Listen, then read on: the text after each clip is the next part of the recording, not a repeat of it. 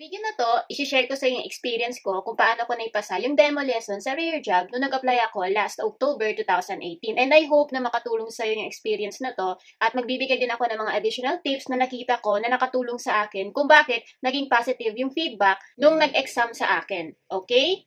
So bago muna ang lahat, kung first time mong manood ng video dito sa channel ko, please consider subscribing para magkaroon ka ng update sa mga next na mga videos na gagawin ko about how to make money online, about online business and work from home opportunities. At kung first time ka na mami na kagaya ko, so magbibigay din ako ng ilang tips kasi first time mom din ako. Okay? And i-click mo na din yung bell icon para ma-notify ka every time na may bagong video ako na i-release para hindi ka mahuli. Alright? And kung hindi mo na panood yung previous video, so i-click mo lang yung video, okay, or yung card na nasa taas, or hanapin mo lang dito sa YouTube channel ko, kasi doon ko binigay yung tips na pwede mong gawin as a beginner, kung beginner ka pa lang sa ESL teaching, okay? Alright, so ito muna pag-usapan natin, kasi bago yung demo lesson, may tinatawag na preparation. So, naniniwala ako na once na maging prepared ka, talagang magiging maayos yung pag-conduct mo ng demo lesson at naging positive talaga yung magiging feedback sa'yo, okay? So, paano ba yung preparation or paano ka ba mag-prepare para sa demo lesson? And actually, bibigay din to sa'yo ng moderator as part of the instruction on how you will prepare for the demo lesson. But para magkaroon ka ng idea, since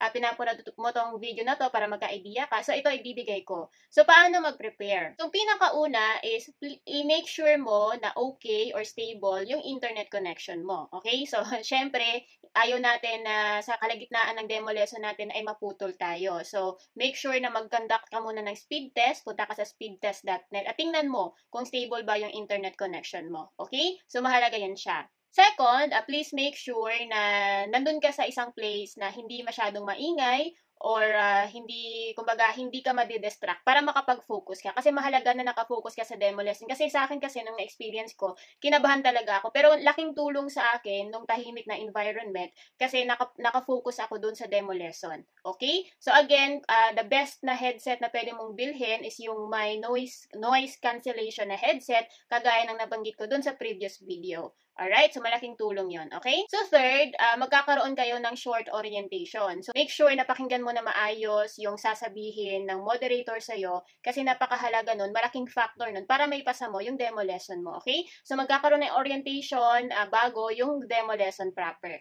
So, bibigyan ka ng instruction ano yung pwede mong gawin at basta lahat ng mga instruction niya, sundin mo and lahat ng mga sasabihin niya ng mga tips, sundin mo din. Kasi malaking factor talaga yon, okay? Pagkatapos nun, you will be given sa time ko. So, nung time na yon is that, binigyan ako ng 15 minutes para mag-i-conduct yung demo lesson. And possible din na ganun yung mangyari sa'yo, na magkakaroon ka ng 15 minutes para mag-conduct ng demo lesson mo. And last, na mahalaga din is that, make sure na i-follow mo yung tinatawag na lesson flow na binigay sa'yo ng moderator mo. So, kasi yun ang tinitingnan nila kung talagang na-follow mo yung lesson flow. So, yung lesson flow kasi sa Rare Job na teaching is, di ko alam kung pareha sa ibang ESL na company. Pero sa Rare Job kasi, yung lesson flow niya is that, una is introduction, and then next lesson proper, and then next is recap, kung bakit ang tawag na wrap up, and last is yung feedback. So, yun yung lesson flow. So, make sure na sundin mo yung lesson flow kasi malaking impact din yun sa score mo. Okay? So, yung gagawin kasi sa'yo ng moderator is that, para mag-iset na lang yung expectation mo, is that bibigyan ka ng profile ng isang student. So, mahalaga na marunong kang magbasa ng profile ng student kasi mahalaga yon sa the way na magsalita ka. Kumbaga, kung beginner yung student, kailangan na kumbaga, kailangan na wag mabilis yung pagsasalita. Kasi again, beginner pa lang, so kung mabilis kang magsalita, usually ganun tayo kapag di ba, kinakabahan tayo, is that nabibilis natin yung pagsasalita. So, kailangan na maging focus ka talaga para pag nakita mo na yung profile na ibinigay sa'yo ng moderator mo is that beginner yung student, kailangan na you have to speak slowly, okay? Para maintindihan ka. And importante din na maunawaan mo kung ano yung level ng student para ma-adjust mo yung sarili mo. Hindi lang sa the way na pagsasalita, pero the way na i-deliver mo yung lesson mo. So, mahalaga yon. Alright? So, yun ang sa preparation. Alright, so, ang tip ko, kapag nagbibigay ka ng demo lesson, is ito. And I hope na makatulong to sa'yo para may pasa mo din yung demo lesson. Kasi kapag hindi mo to may pasa, alam ko na may 6 months ka na kailangan na antayin para makapag-apply ka ulit. So, sana hindi mangyari yun sa'yo. Okay? So, ang tip number 1 is that focus sa student. Okay? Kasi again, you are teaching. Kailangan na mag-focus ka sa student kasi siya yung tinuturuan mo. Importante na may matutunan siya sa'yo. Kasi nagbibigay din yan sila ng feedback in actual, yung mga estudyante, kung paano mo binigay yung lesson mo. So mag-focus ka sa student, be an active listener. Kasi in reality, kumbaga sa demo lesson kasi, parang mas mahirap yung demo lesson compared dun sa actual na lesson. Yun ang experience ko lang. Kasi sa demo lesson, they will act like a Japanese, di ba? Na talagang mamaliin yung the way ng pag-pronounce ng words, yung grammar, so yung kumbaga yung yung lahat, mamaliin lahat. So kailangan na maging attentive ka, maging active listener ka. So kailangan na makuha mo lahat ng mga vocabulary na hindi niya naunawaan, yung pronunciation, yung namali niyang pag-pronounce at yung grammar. Okay, kailangan na mahuli mo yon. And yung gagawin mo is that yung notepad sa computer, so i-open mo yon ahead of time. So doon mo ilagay yung yung mga napansin mo na mga mali. And don't worry kasi bibigyan ka naman ng format ng moderator mo. Kaya make sure talaga na i-follow mo yung instruction kasi mahalagang factor yon para mapasa mo yung demo lesson, okay?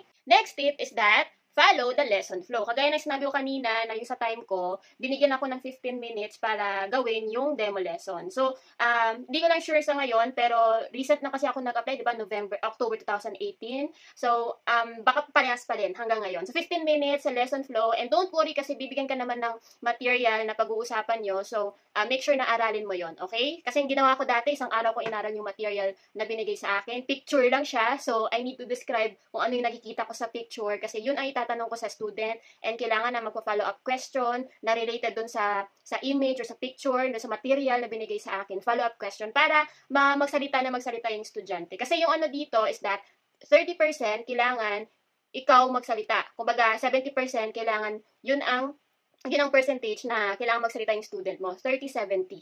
Parang ganon. Okay? So, kailangan less talk sa part mo. Magtanong ka lang na magtanong para ma-encourage mo yung estudyante na magsalita. Kasi again, importante na mahasa o matulungan mo sila na maging matuto or maging magaling na magsalitang mag-English. Okay? So, yon. Pero sa actual lesson, 25 minutes yun siya, yung actual na lesson. Sa talaga pang nagtuturo ka. Pero sa sa demo lesson is 15 minutes lang. Kaya make sure na ma-follow mo yung lesson flow na binigay sa'yo ng moderator kasi mahalaga yon, okay? Next is that, sa pagbibigay ng feedback, state mo muna yung good points. Kumbaga, kung ano yung strength ng student mo. Let's say, naging attentive siya and nasagot niya ng tama lahat ng mga question mo and nagbigay siya ng, kumbaga, appropriate na answer. Yung mga ganun mga bagay. Basta state mo lang yung good points and mag-thank you ka kasi mahalaga yun sa kanila. Kasi yun siya, kumbaga, one way of stating na talagang nakikinig ka sa kanya or pinapahalagan mo siya, okay, during your lesson. So, yun, state mo yung good points and then next is state mo yung areas of improvement. Kumbaga kung ano yung kailangan niyang i-improve, kung kailangan ba niyang mag-improve sa vocabulary, 'di ba? So sabihin mo yung word and then yung meaning, tapos kung hindi niya masyadong maintindihan, so magbigay ka ng mga examples, so yung mga ganung mga bagay. And then sa grammar, so sabihin mo kung ano yung namali niya and then isabihin mo kung ano yung correct na grammar. So para magkaroon ng comparison, parang ganon. Okay? And then sa pronunciation naman, so yun sabihin mo lang yung correct word, kumbaga the correct way of pronouncing, let's say yung word na na proper, 'di ba? So, yun, sabihin mo lang sa kanila. So, areas of improvement. So, let's say you have to improve with your grammar, so always remember to use the past form of verb if you are describing some things that happened in the past. Parang ganon. Okay? So, yun, simpleng bagay pero mahalaga sa kanila. Okay? Areas of improvement.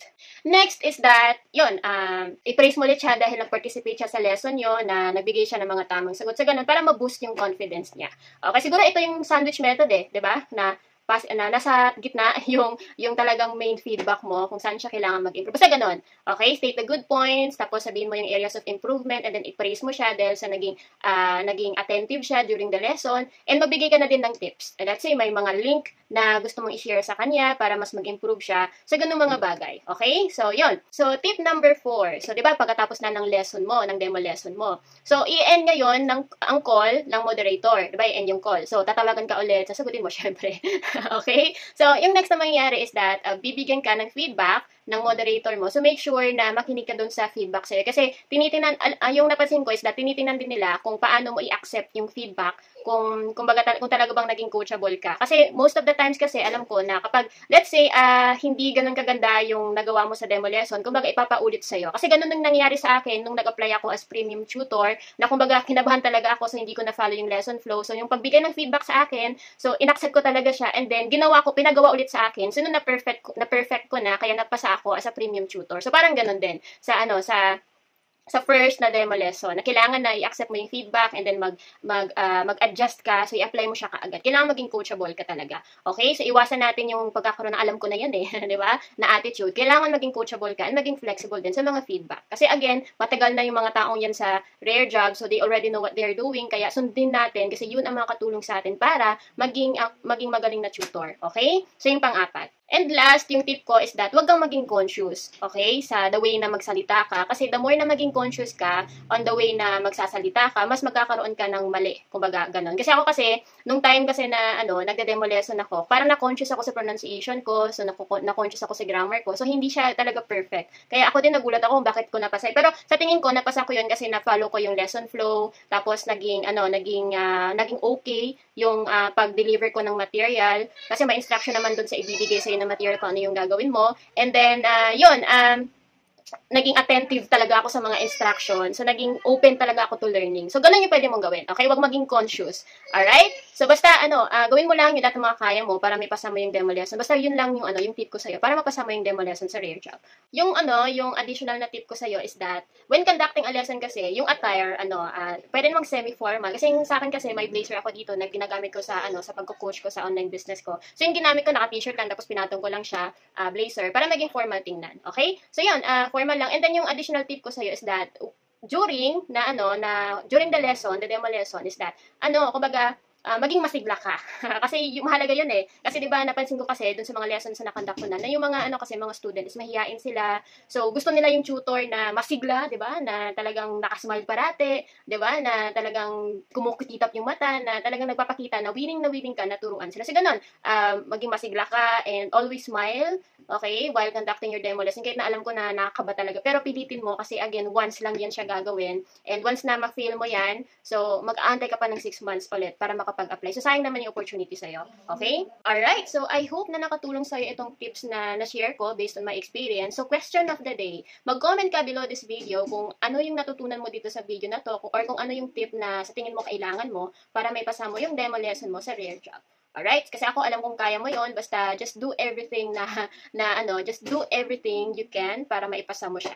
Isipin mo na lang na, kumbaga, once in a lifetime, itong opportunity na to na darating sa'yo, kaya gawin mo ng lahat, itodo mo na. Okay? Kung hindi ka pa naka-register sa rare job, i-click mo lang yung link na nasa description ng video na to and mareredirect ka dun sa registration form. So, fill-upan mo lang yon and then makakatanggap ka ng email regarding sa instruction kasi step 1, mag-register ka. Step 2, kailangan mong ipasa yung assessment, yung grammar, yung vocabulary, and then yung comprehension na skills, and may konting logic din. And then step 3, pasama yung demo lesson, and step 4, yun, maging new tutor ka na, and you will be endorsed a new tutor onboarding. Okay? So yun lang, and I hope na mag-subscribe ka din dito sa video na to kung may natutunan ka, and share mo na din sa mga kapwa natin na mga naghahanap ng work from home opportunities para makatulong tayo sa ibang Pinoy para kumita din online. Okay? So again, this is Sai, and I hope to see you on my next video. Bye-bye!